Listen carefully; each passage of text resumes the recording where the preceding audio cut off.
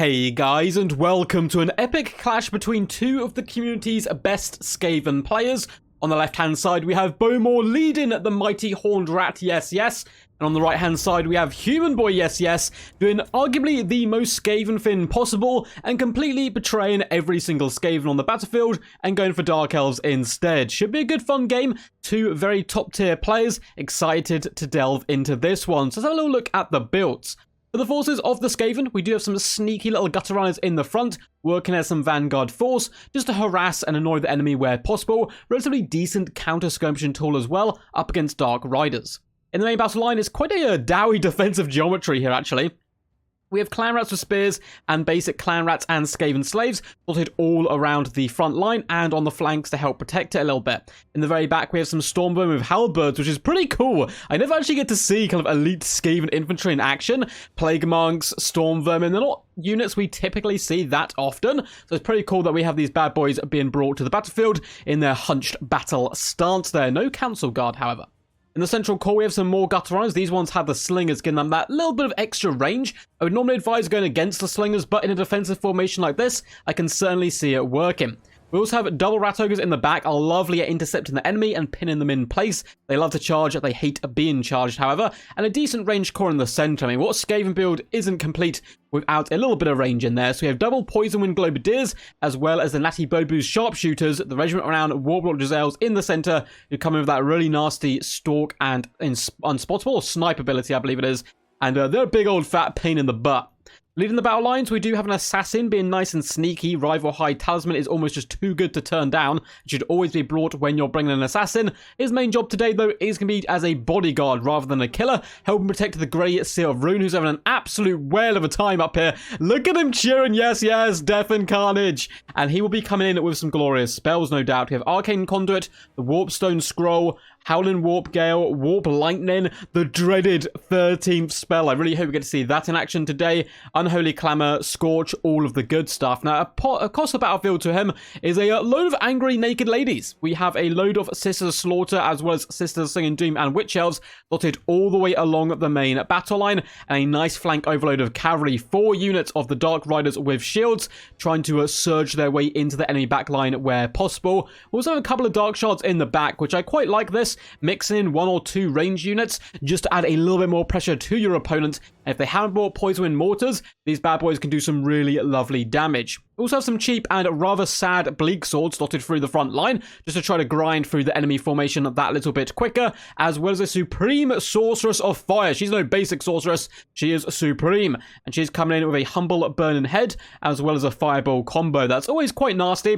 Opal Amulet, as well as Arcane Conduit, will be the items and abilities of choice. Without further ado, let's get this battle underway. Now, the Warlord Elves have instantly locked eyes on the Supreme Sorceress, and they want to destroy her as quickly as possible. And those shots will really start to add up. She needs to get moving. A lovely little pop there of Opal Amulet. Pull her back away from the fight for now and then move in once the main battle line has indeed been engaged, because it won't take too long for the Dark Elves to cleave their way through Clan Rats and Skaven Slaves, particularly with so many angry Witch Elves on the field. They really are the blenders of the Dark Elf force. Now, the gutter runners have pushed forward. They're quite a nice answer to all of these Sisters of Singing Doom and Witch Elves and so forth, simply due to the fact they don't have the best armor piercing, but do dish out a relatively consistent, just steady kind of array of pebbles time and time again, and that certainly hurts when you have no armor. Dark Shards have managed to pull up and start shooting into the Grey Seal of Rune, doing some nice damage, and the Clan Rats are being sacrificed forward, pinning in 2 units. That's going to buy plenty of time for the Poison Wind Globadiers to dish out the pain. We do get the first burn ahead of the day, and it does manage to catch the Clan Rats. Skaven player deciding to go backwards rather than forward is often a bit of a mistake, and they get caught quite badly. But the dreaded 13th spell, it has been summoned down here, and the Bleak Swords, as well as the Sisters of Slaughter, or Sisters of Singing Doom, whatever they are, these guys, Sisters of Slaughter, get absolutely butchered by the Stormvermin. 2 units break, and now they can get to grips with the Bleak Swords on this flank. On the far left side, however, the cavalry is arriving, and Witch Elves are starting to push their way through the front line. We see Rat Ogres have been forced into the front line now to deal with those pesky Witch Elves, and they're certainly doing a decent job, while supported by the Gutter Runners and Poison Wind Globadiers. But in comes the cavalry, a counter charge from Wolf Rats and Skaven Slaves will hold them at bay at least for a few more moments, but it won't hold them for long. Good play by the Dark Elf player, whipping around the Dark Riders, trying to get to that juicy underbelly of this Skaven build. Now we do have Sisters of Singing Doom on top of Poison Globadiers. The Grey has been forced back. Dark Shard's doing some really, really lovely damage. That Storm Vermin summon lasts so long. So long, in fact, they broke 2 units, and then even managed to engage the Bleak Swords in combat and nearly destroyed them to the last elf.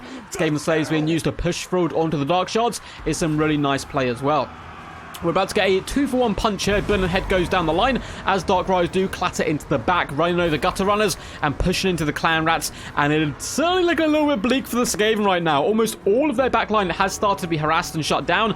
Burning Heads are doing horrendous damage across the line, and their Lord is getting a little bit low HP-wise. But good news for the Skaven, he's always come back for a little bit more of a scrap later in the battle. We have a load of units who can once again return to the field.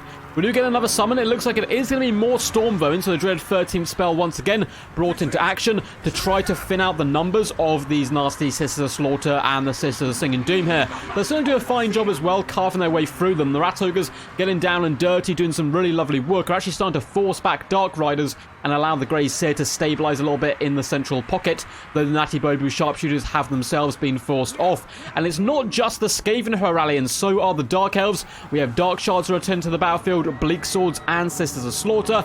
It's pretty scary stuff. Now, the Assassin has managed to hunt down the Supreme Sorceress, which he shouldn't really be allowed to do because she's on horseback, although he is a little bit sneaky. You can see he popped concealment bombs to get nice and close. It does look like those Skaven schemes certainly started to pay dividends, with the Supreme Sorceress taking a bucket ton of damage there, and the Assassin being relatively healthy still.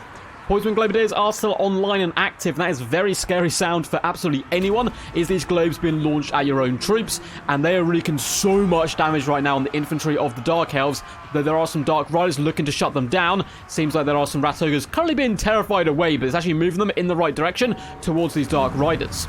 Look at a lovely, lovely cast of Warp Lightning. Going to be catching 3 units with 1 blast there. Up to 90 kills now on the Grey Seer. And all of a sudden, the Dark Elves are the ones on the back foot. Their frontline push has been broken. And now we have Storm Vermin as well as Clan Rats driving at the heart of the Dark Elf power, which is going to be these crossbows. And if they're running away like this, they're going to be absolutely no harm whatsoever. We do get a cheeky fireball going down the line. I think it was aimed at the Assassin. He nimbly, though, ducks underneath the blow and is able to dodge it. And it does look like the Sisters of Slaughter are now getting thinned out and pretty much put to the sword simply by these Clan Rats. And even the Poison Globadiers getting down and dirty in combat. Up to 76 kills is some pretty juicy work. We also have Gutter Runners with a decent amount of ammunition who should be able to kite to the remainder of the Dark Elf infantry force. We've got to be a little bit scared of the Dark Riders. However, Rat Ogres are nearby and supporting, and they are beating the living snot out of that cavalry, lifting up horse and rider with one powerful arm and launching them in a collision course after each other. Lovely fireball once again goes for the Assassin. This time it does singe some of his fur, but once again, a little bit of a little dodge and duck out the way there. He managed to get off relatively scot-free. That Supreme Sorceress really trying to get her own back against the Assassin, who caused her so much harm earlier on. Now, the Dark Shards are back, which is really good news for the Dark Elves. Witch Elves and Bleak Swords can once again form a nice defensive line, but there is so many Skaven left on the battlefield. It's looking a little bit bleak for the Dark Elf forces at the moment, particularly with this Assassin as well as the Grey Seer, both on the field. And we are going to get a lovely Scorch come down the line on the Dark Shards. Beautifully placed there. Nice little dodge at the end by the Dark Elf player, but a tiny wee bit too late there. And all of his infantry is now running to try to save its own skin. Witch Elves and Bleak Swords do manage to beat back the Skaven Slaves and Storm Vermin, but that only opens up another slot that the Clan Rats will try to abuse and force their way in to glorious hand-to-hand combat, shanking the Dark Shards under their chin straps and getting some lovely damage right there into their throats. And the Gutter Runners are pushing forward as well, getting some lovely damage actually on the Supreme Sorceress, who's been hit by an Assassin's Trophy, and she is down just 300 HP right now, and it is dropping fast. And as it drops, that bounce power moves more and more in favor of the mighty Skaven. Yes, they scream as the Supreme Sorceress screams no herself and flees from the battlefield. Dark Riders have managed to surround the Grey Seer, attempting to bring low this devil of their opponent, but there is a lot of Clan Rats nearby for support. Skaven Slaves are going to be used to pin in the reinforcement Witch Elves and Bleak Swords, buying time for the Gutter Runners to come in behind them and start shanking, throwing pebbles, and generally breaking their morale. I do think the Grace is most likely going to survive here. Dark Riders simply don't have enough punch to break through, though they have got 108 kills so far, which is certainly rather impressive. And a contingent of Clan Rats has been able to break the Dark Shards, in fact, shatter them.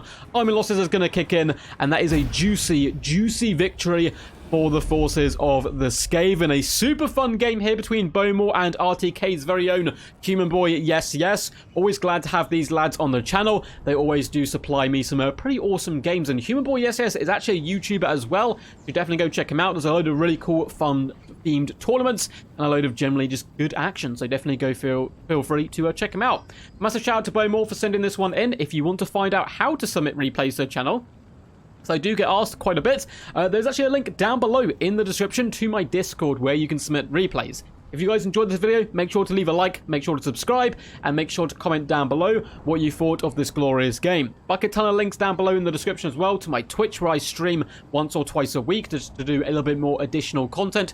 Sometimes it's Total War based, sometimes it's not, who knows, but go down there and you won't miss a thing. There's also a load of links down below to how you can support the channel in a multitude of ways. But once more, well played Bowmore, well played to Human Boy, a very close scrap indeed. This was cast by me today. I realized there's quite a few mistakes in this cast, but it is what it is. I've just finished a 10-hour workday, so I'm a little bit zonked in the brain. It's a little bit late here in Britain, but hey, I got the cast out in the end, and that's all that matters. So the mighty Bowmore, how did his forces do? Well, I think he performed really, really well. Poison Globadiers are such a good staple to any Skaven build that if you can protect them, they're really going to dish out the damage. But the thing I was most excited for, apart from that dreaded 13th spell, was actually seeing the Storm Vermin in action. I'd love to see some Plague Monk builds as well, just because we don't get to see them terribly often.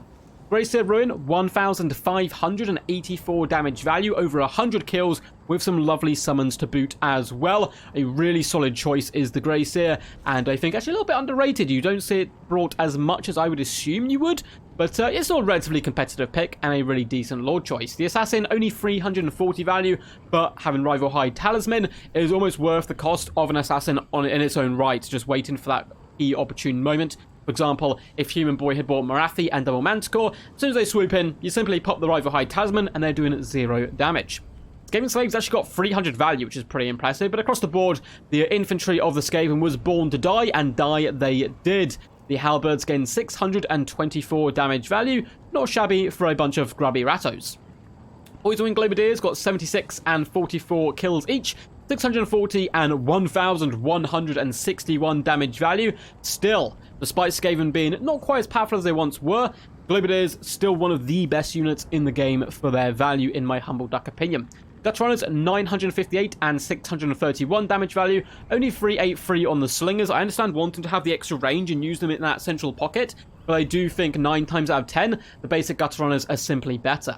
Atibobu Sharpshooters, 827 damage value, not bad whatsoever. Unfortunately for the Wolf Rats, they were kind of just meat for the grinder poured in to those Dark Riders to keep them at bay that little while longer. 1.1k damage value and 132 for the Rat Ogres. A tale of two Rat Ogres for sure. One getting only 7 kills, the other one though 103. They were certainly the apex of the bunch of this batch of Rat Ogres.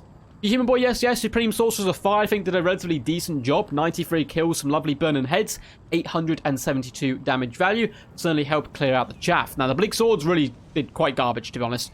41 value, 15 value, and 195. They did not have a good day, and they earned their name of being the bleakest of swords. As for the Witch Elves, they did pretty decent kills-wise, 62, 13, 102, and 91. And they got 549 damage value, 31, 313, and 964. So, though they got a lot of kills, it was mainly on the chaff, which is certainly a job you have to do. But they couldn't quite, unfortunately, shut down the Poison Globadiers long enough, or that hero core, to make the difference in the end. Sister Slaughter, 550, 1,228, and 218 damage value. So a mixed bag for them as well. And I really do think Human Boy did such a good job of encapsulating the essence of the Dark Elves, but also surrounding and slaughtering the Skaven in that mid stage. And it looked like Bowmore had nowhere to go, but somehow the wily player he is managed to scrap it back. Dark Shards, 1.1k damage value and 784. Lovely pressure on the enemy lord. Dark Riders, 215, 290, 1,560, and 990 damage value. So two unloved Dark Riders and two very much loved ones. 108 kills and 54 kills. Very impressive. And they were able to shut down the Globadiers eventually, but it was just a tad too late. Hope you guys enjoyed this one. Until next time, peace, peace. And as always, stay awesome.